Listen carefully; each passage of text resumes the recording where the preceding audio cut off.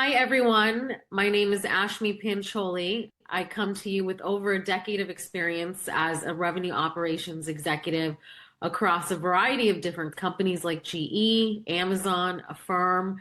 And I'm here to talk to you a little bit about what revenue operations is all about. So, go to market strategy and execution has become more complex over the last 10, 15, 20 years. It's one of the reasons why go-to-market operations and revenue operations exists as a function. The first area of misalignment is between product and go-to-market. What that means is you've got product teams sometimes building products that don't align with the needs of the customer, don't align with how the company actually sells.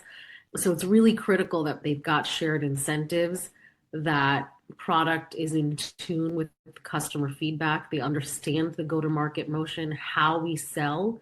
That's what's really going to solve that first issue.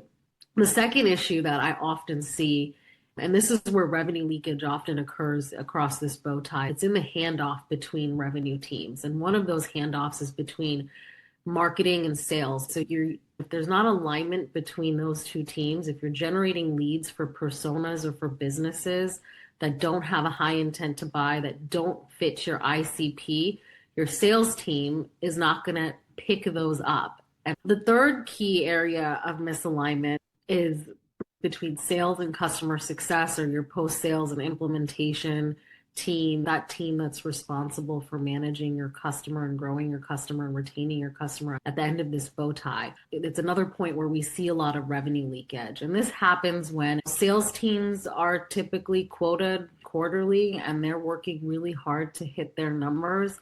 And if your incentives aren't aligned across these teams, what happens sometimes is you've got sales teams closing deals for the sake of closing deals.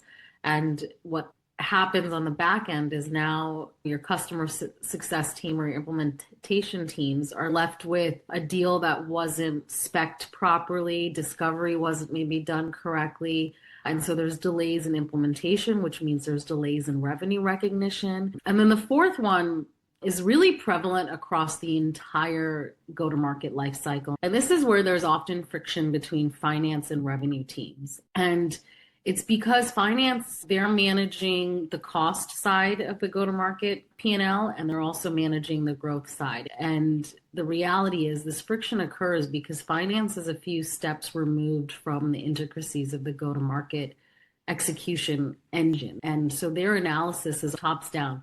And what they're missing is actually critical information that you, as someone who works in RevOps, can actually help. But really, this partnership can be a 1+1=4 equation if you find the right way to partner with finance across this life cycle, share information, and use your different points of views to triangulate to the right outcome for the business and for your go-to-market strategy.